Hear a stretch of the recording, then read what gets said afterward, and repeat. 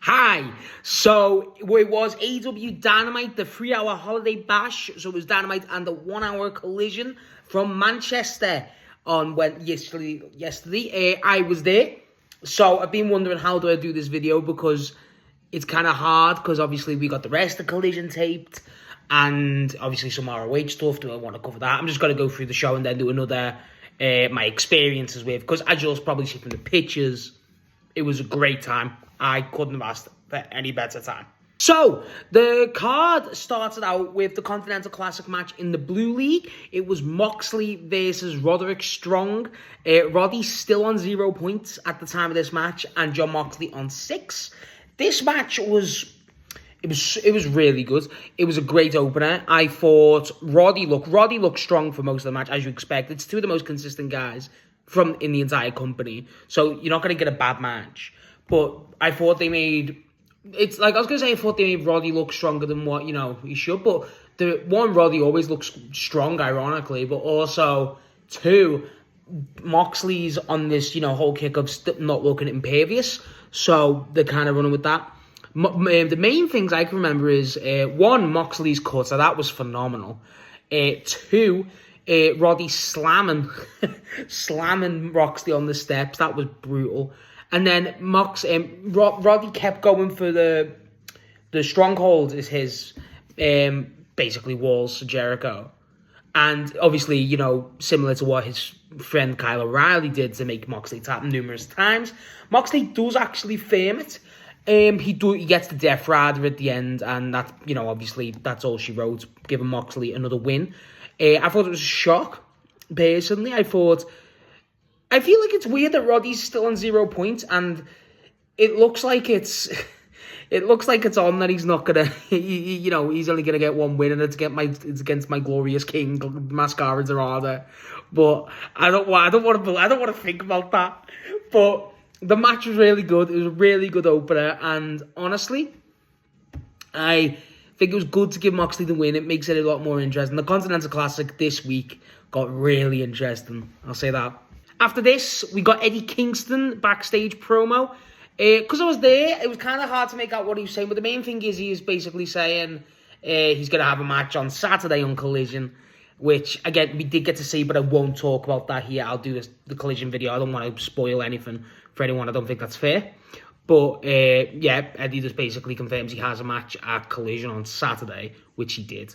Now, after Eddie's segment, we got possibly the most anticipated match of the night, was the Elite teaming with each other for the first time in a few years, and versus Takeshita, Hachicero, and Okada once again. Now, the entrances, I thought the Elite were going to come out to Wayward Son. I really did, but they never. The match was great. It was just chaotic as hell, as you expect.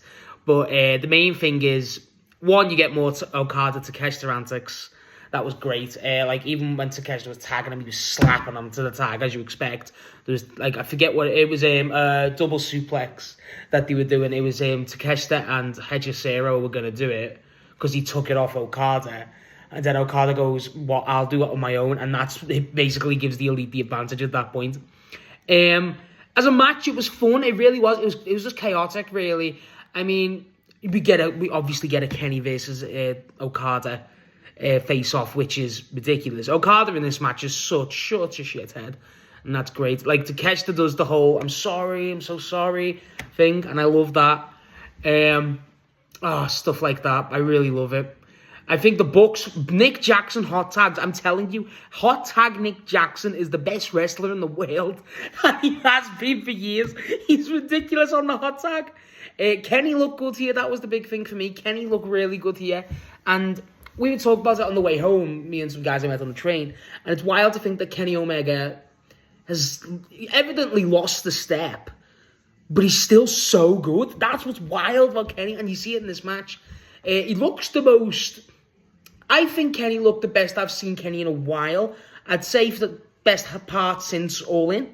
To be honest, debatably even better than All In. Even though I enjoyed the Kenny Okada 1v1, I think this possibly is better than that in terms of how Kenny looks. But because there's less ask of him, because it is a trios match, it kind of makes sense. The finish... They hit the BTE trigger, and then obviously the One Wing Angel. And then it's kind of like, Okada, Takeshita, and Hechicero are all walking off. Okada's pissed. And we're like, obviously he's blaming Takeshita, and Takeshita, blaming him. It's clearly the friction's getting worse and worse. Hechicero's still playing Peacemaker. So not John Cena. Hechicero's now Peacemaker now. Not John Cena. Rebooted season 3. Someone should do that. And so it was a really good match. Honestly, it was really interesting.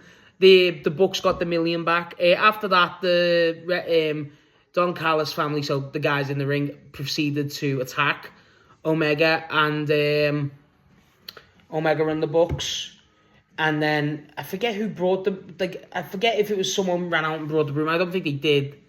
But Kenny got a broom at the end and started doing the cleaner thing. Because the Luchasaurus doing it the other week, giving him the broom. And everyone's like, what? But yeah, it was just, honestly, this match wasn't like a technical marvel. It's always going to be technical with the Bucks.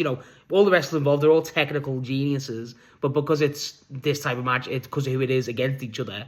It's just chaos. It's just pure fun. And that's all I wanted out of this. Really good match. Now, possibly the most anticipated segment for other people, if it wasn't the previous one, it's probably this one of the night, was the World End contract signing between Samoa Joe, Swerve Strickland, and Hangman Adam Page. Now, the build-up to this was Hangman and Swerve both called their shot for World's End against Joe, and obviously Joe basically running it back as a triple threat. Now, I called this to a T, and I'm very happy about this. When this happens, they come out, each making their case to each other. Hangman basically saying to everyone, look, if it wasn't Joe, it would have been you. Hangman gets a big pop for saying he would have defended against Ospreay. Obviously, everyone cheers for Ospreay in the UK. Swerve does a great line on Joe saying he had a fake tattoo. Joe's out with Hobbs and Hook. And, Hangman goes, just front hook straight away, but no physicality. And, they're just calling each other out, you know what I mean? And the main thing that Hangman and Swerve say is, look, me and you haven't got great, but Joe should be afraid of what me and you can do together. Not to piss us off, essentially. Which was a good angle. Then all three of them signed the contract, and this is what I called. I was very happy that I called this. I don't think I was the only one, but I felt a genius. Anyway, lights go out, boom, MJF hits. MJF is back, and he has one of the best promos of his career, to be honest. It's that good, and that's a high bar. He comes in straight away, says to Hangman, just makes it clear that, he does not care. He's got 4 men in there. He's not going to go out of his way to go 1v1. He's saying he's been called a coward. Maybe he is, maybe he isn't, but he's going to do it. Joe goes to interrupt him. He goes straight at Joe, saying to him to shut up. Me and Joe and him don't have a great history. He doesn't like Joe, obviously, because Joe beat Max for his AEW World Championship at World's End after Better New Baby, where Adam Cole turned on him. Now, the biggest intrigue out of this angle was that MJF and Swerve haven't had a true interaction in terms of a feud. They had one during the Devil Saga where Max suspected Swerve of being the devil, but that was it. Swerve basically, says, look, Max, if anyone's a problem, it's me. And then Max goes into his history of Swerve. They've known each other for years. He name drops WWE. That was pretty funny. Goes, well, come on, guys, it's a great company. Relax. Stuff like that. That got a fun pop. And basically, just give Swerve credit, as MJF does in most of his promos. But then MJF says, look, you've got 120-something reign. I've got 400. But who's counting? Stuff like that. And, he just basically calls his shot, as he should. And it was effective. It's entertaining from MJF, as always. You don't expect nothing less. He comes out, calls Swerve P. Diddy, stuff like that. Calls Hangman Seabiscuit. Joe gets called Sloppy Joe. No physicality. Went rather well, but he cashes in his contract from All In, which is the thing I called, and boom, the World's End match is now a fatal four-way for the AEW Men's World Championship at World's End. That is incredible. That is 4 of the biggest stars in AEW. Swerve, Hangman, MJF, and Joe. That is a ridiculous 4-way. And I don't want to go into who I think is going to win it, but point is, any option is phenomenal. Any option of those is phenomenal. And the match itself should be great.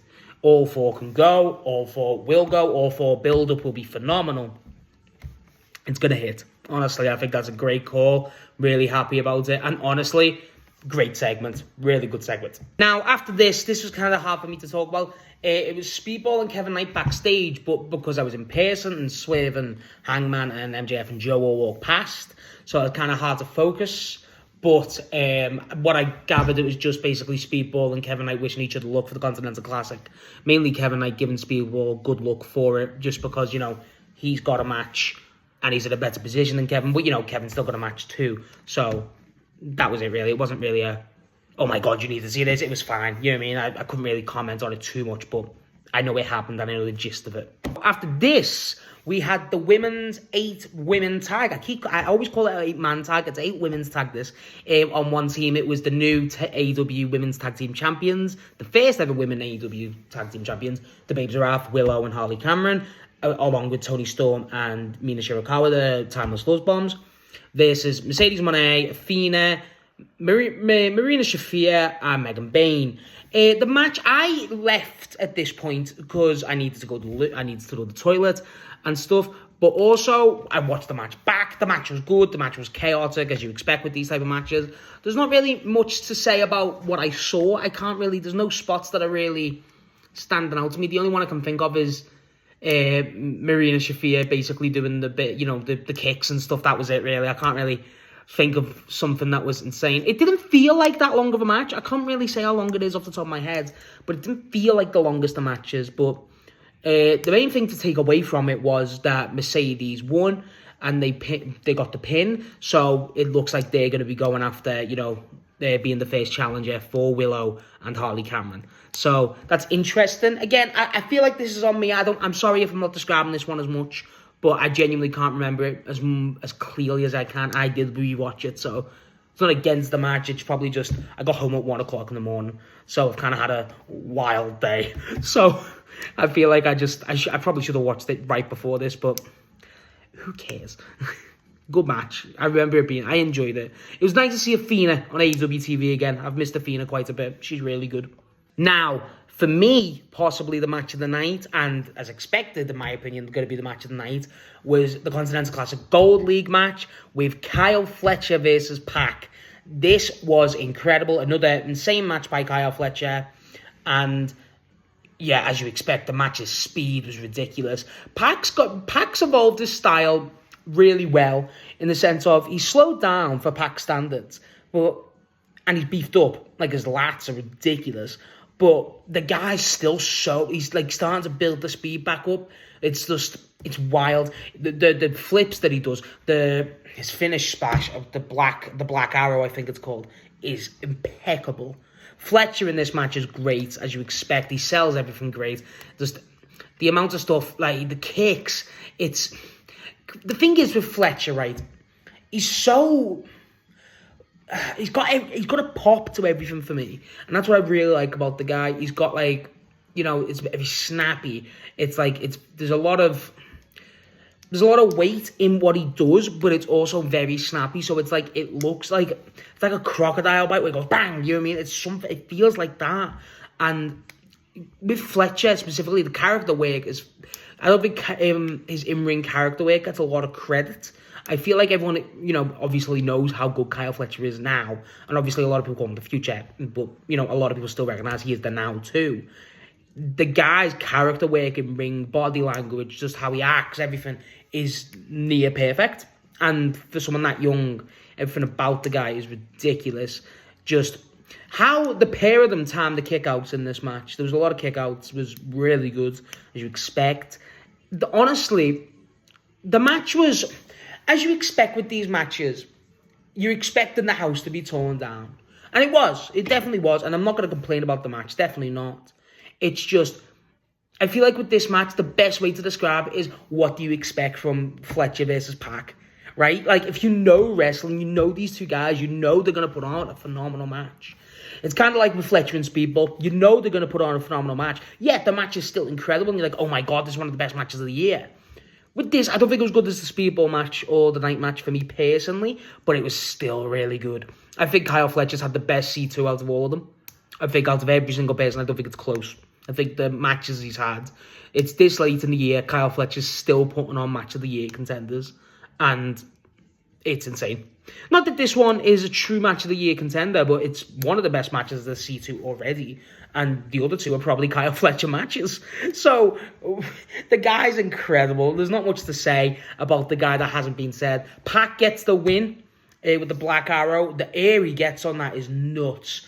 And it gives Kyle Fletcher a rare defeat. Pac getting the win, putting him on 6 points now. And at this point, that is a 4-way lead at the top with Kyle Fletcher, Kazuchika Okada, Speedball Mike Bailey, and now Pac, which makes it really interesting. It's a really interesting situation for the Continental Classic. Obviously, other wrestlers are there to have, matches still. But, at this point, for it still be a 4-way tie. Really interesting, really fun. Now, after this, we got the Dynamite Diamond Ring Battle Royal, so the rules of this match are a bit up in the air for people who didn't know. So the thing about this match is, it's a battle royal, but, the last two, the match ends when there's 2 people left in the ring and they have a one-on-one match. Now, I'll go over the entrances, the people who come in, and then I'll talk about it. The first people who come out are, the first person who comes out is Shelton Benjamin. I thought Bobby Lashley was supposed to be in this match, but then I got told he was injured, so I don't know how fresh that was. Then Mark Davis and Josh Alexander. We got Brodito. Both Brody and Bandito. Excellent call. Really happy about that. We got Ace Austin. That was kind of a lock. Ace Austin seems perfect for these type of things. We got Anthony Bowens and Max Caster. They're really good calls. If I'm not mistaken, if I'm not misremembering anyone else, the other people we got with Ricochet and the Gates of Agony. Now, the match itself it's obviously hard to follow, you know what I mean? It's a battle royal. I know Max Caster was the first one out, then Anthony Bowens. So, I'll just get into this. The eliminations is fine. The match was great. Obviously, the MVP of the match is, as you expect, Ricochet. These type of matches are made for the guy. But this match, it's like he's so chicken shit, and that's what you expect from the guy. But with his bodyguards there, Toleona and Bishop Khan, he's just on top form, as you expect. I was really surprised Bandito was in this. I was really surprised about that, but I'm not complaining at all. Him and Brody have a good little bit of a comedy. Oh, Luchasaurus was in this. Forgot to say, Luchasaurus was in this one. And he was great, as you expect. The guy is... There's obviously a big meet-off with Mark Davis, Brody King, Shelton, and Luchasaurus. The match was fun, a lot of good spots. The final two in the match were Bandito and Ricochet, with Brody King taking the sacrifice for Bandito to give him the win. That was really cool. I love how they portray Bandito as a team. The breakup was eventually going to really break my heart. But Brody King loves that guy. Even after the match, I'll say this, from my experiences at the ramp. When it went off air, Brody's, they're both going like that with each other, and Brody screams, the next world champ. He believes in Bandito, and so do I. The guy is there. The guy is ready, and I really love that. I love that. I love Brody King anyway. I love Bandito anyway. But to know that we're not the only ones who believe that and believe in the guy and think that, oh my God, it's great. It's getting me emotional. So the thing I wanted to talk about is about this match. A lot of people are saying that they don't challenge MJF for the Dynamite Diamond Ring, who is the holder of the gimmick. And I think I don't know if that's true.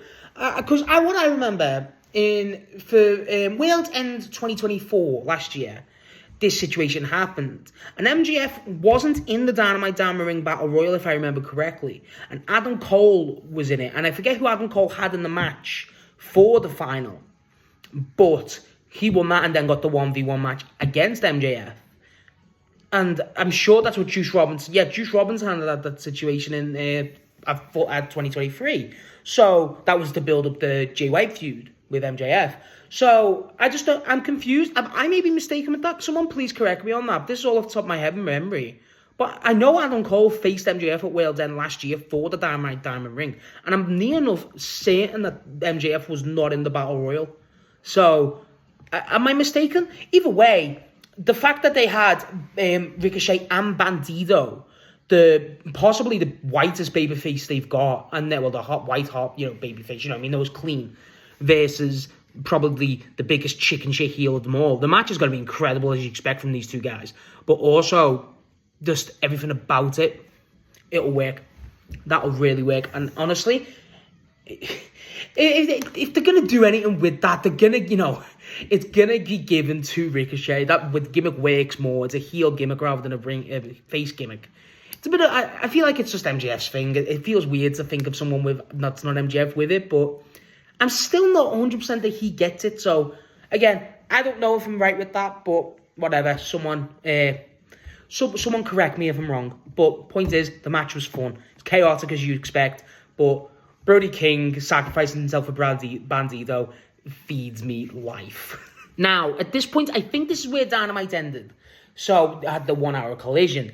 Now, what happened after this, it was Mox backstage. Mox was basically just calling out his chance for the C2, I think. I can't really remember. It was just, the thing is, with being in person for the promos, it's kind of hard because you're so focused on the wrestlers while it still is, so it's kind of hard to pay attention to a lot. But if I remember correctly, it's just him saying he will not be defined by his losses. He's going to redeem his, his run this year and stuff, which is all good, what you expect from Moxley, kind of what he said last week. Collision, but there's no problem with that. I think the guy is so good. You know what I mean? There's no complaints about Jon Moxley. So, no, it's something to do about the win. Just saying, don't write the guy out, which, why would you? It's Jon Moxley. So, the first match at Collision was the me match of the year. It was Orange Cassidy versus my glorious King Mascara Dorada in the AEW Continental Classic in the Blue League. Now, Mascara Dorada and Orange Cassidy both on 3 points each. Dorada getting the win over Claudio Castagnoli, and Orange Cassidy getting the win over Conglomerate Stable, in heavy quotations, mate, Roderick Strong. Now, Orange Cassidy gets a huge property, but I want to talk about my personal experience with this, obviously, too. I think I was, the only true guy to pop for Dorada in his entrance. I'll put a video in here as a cutaway gag. I'll do that now. Yes! Come on, Dorada!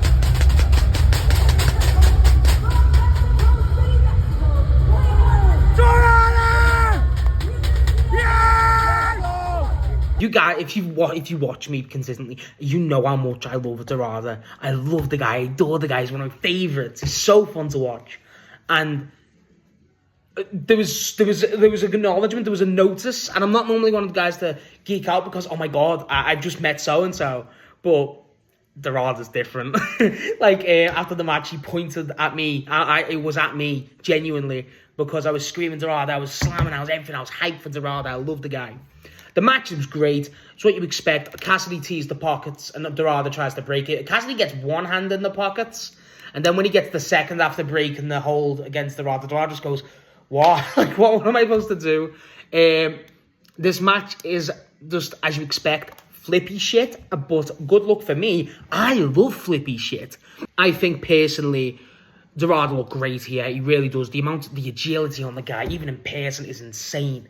It's nuts. The guy just, how the guy gets out to him. And Orange Cassidy, everyone knows how good Orange Cassidy is, but you still are amazed by the guy. He's insanely good. And with Dorada, I feel like there's a great sparring partner for the guy, because Cassidy's movements are so, not intricate, the guy's so tricky, so weird, right? Which is great in a way for professional wrestling. He's entertaining, obviously. But with someone like a Dorada, where he's so agile, he can do flips near enough out of any move. I predicted him to flip out to the giant swing at one point. It worked. It really worked. I enjoyed this match a hell of a lot. Obviously, I've got bias in it. But just the agility of Dorada, the moves, the splashes, the consistently going up to the top rope, Cassidy teasing the pockets as you expect from Cassidy. Cassidy doesn't... It's mainly a Dorada, not a show out, but Cassidy takes a backseat for the first half of the match, as you kind of expect. But, once he gets into it, once the hands are in the pocket, it's over. But, it did have a tiny bit of outside the ring work, as you expect. There was one thing I thought Dorada was going to do the DDT over the barricade, and he never done that, and that wounds me, because that's probably my favourite room of the guy. So good. Cassidy, unfortunately, gets the win, breaking my heart. But, yeah, honestly, great match, giving Cassidy an extra 3 points. Dorada still on only 3 points, but so good. Solid match. It wasn't my match of the night. Kyle Fletcher versus Pac was insane. But as a Dorado fan and as a Cassidy fan, more of a Dorado fan, I will say I love the guy, but Cassidy is so entertaining that you can never deny it. The guy, everything about it, I love this. This match is pure, unfiltered bias from me, and I'm not going to deny that. It was great. And Dorado pointed at me, and now we're best friends, and you've got to deal with that from me now forever. Now, after this, we got basically a squash match. It was Isla Dawn versus Jamie Hayter. Jamie Hayter comes out, huge pop as you expect. UK obviously love Jamie. There's some girls over there on the other side from us who had Jamie Hayter signed. She pointed at them. They loved it. And then Jamie basically has a match with Isla Dawn. The match was kind of per se. There's not really much to say about it. Just Jamie versus Isla Dawn. It's kind of a squash, simple. But then the Triangle of Madness come out and run out and attack Jamie. Statlander makes the save. But when they're doing the whole thing with the, in the ring, it's getting chaotic, Jamie mistakenly hits Statlander, knocking her down. And everyone's like, oh, but then Jamie just goes, I don't care. Lifts the belt up, starts parading it. And when she's walking out, I'll put a picture up. She's like, do they mean that? And then she starts signaling that. So she's like, oh, oopsie. Like, oh, it's great, honestly. She started doing that towards us because there's people cheering. She was going like, oh, do they mean that? Oh, like shit like that. It was great, honestly. The match itself was not really much to say. It was kind of just... it's just one of those situations to be like, this match is happening, don't forget this match is happening, but they still hate the Triangle of Madness. But as a match, there's not really that much to say about it. It was Isla Dawn versus Jamie Hayter. It felt like an open challenge, which it kind of was. But nothing wrong with that, you know what I mean? Isla Dawn's good at this stuff. She sells everything well, and I'm never going to complain for Jamie Hayter minutes on TV. Never in my life. And she held the belt. How am I going to complain about Jamie Hayter pictured with the AEW Women's World Champion? Obviously not. That's what I need. So our final match of tonight, but not the final match of Collision, as it's split into two halves this week, which this will be the last match I cover today, was FTR versus the Bang Bang Gang, Juice Robinson and Austin Gunn for the AEW Tag Team Championship. The build for this has been excellent. I've really enjoyed the promos with Austin Gunn specifically. Has looked great. FTR as heels, FTR are probably one of the greatest tag teams of all time. And them against someone like Juice Robinson, who's always phenomenal. You can never deny Juice's quality in character work, wrestling work, everything. The guy's a total package. And Austin Gunn's just coming more and more into his own.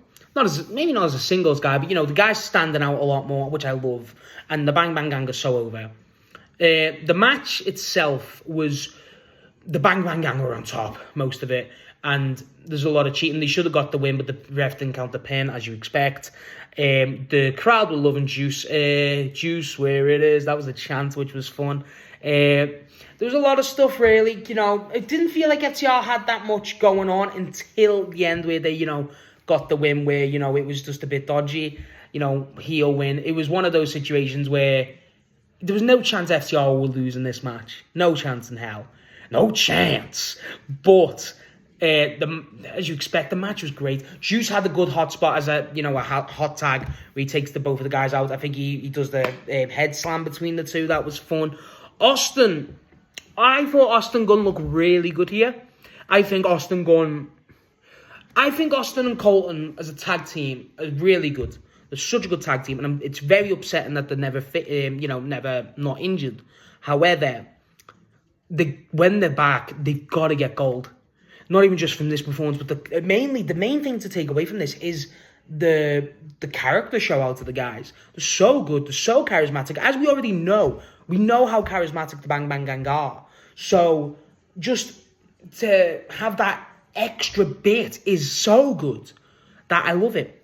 I loved it. And heel FTR are perfect to play off. Getting that, heat-generating win. Dax is fronting people in the crowd. People were booing Cash Wheeler by us. And then he goes, literally, to be like, whoa, whoa. And then I went, I like you. I give him a thumbs up. And he goes, hey, come on. Think of that. And then he starts blowing kisses to everyone, right to us. And Stokely was just Stokely. I mean, he didn't really have that much involvement. I thought he would more than he did, but he never. But the main thing is that FTR did retain the AEW World Tag Team Champions. in a way that, honestly, will generate so much heat that I like. This is the perfect way to go. I wonder what they do with the Bang Bang Gang next, because if they're not going to do the championship route, maybe go down the trios route with Ace, but it feels like Ace is just going to be on his own in terms of the single stuff, being in the Battle Royal and stuff. But there's stuff to do with them there. Honestly, I just want Juice in the singles run. Give me Juice in the singles run, I beg. That guy's so good that we need to give him a belt at some point. That's what I want. So, like I said, this wasn't the last match of our evening there. We still had an extra hour of AEW Collision, but that's what people who are at home will be watching on Saturday. So I'm not going to go too much into that. And I will go into my experience. I'll make a separate video on my experiences. I think I'll make that either tonight or tomorrow. I'd feel weird because that will have spoilers for AEW Collision in it. But I just still feel a bit, I don't know, I'll probably spoiler tag it, but who cares? The event was great. The crowd were incredible. Tony come out obviously a few times and going, this is one of the best crowds we've had. No surprise. UK is AEW country. Let's get that straight. And it was so enjoyable. So enjoyable. Highlights of the night, the Kenny and Okada stuff is obviously going to be my highlights of the night. That's like historic to me. Personally, I'm a big fan of that. The match of the night was Fletcher versus Pac. Pac looked best we've seen Pac in a while, and Fletcher just continues to just be insanely good.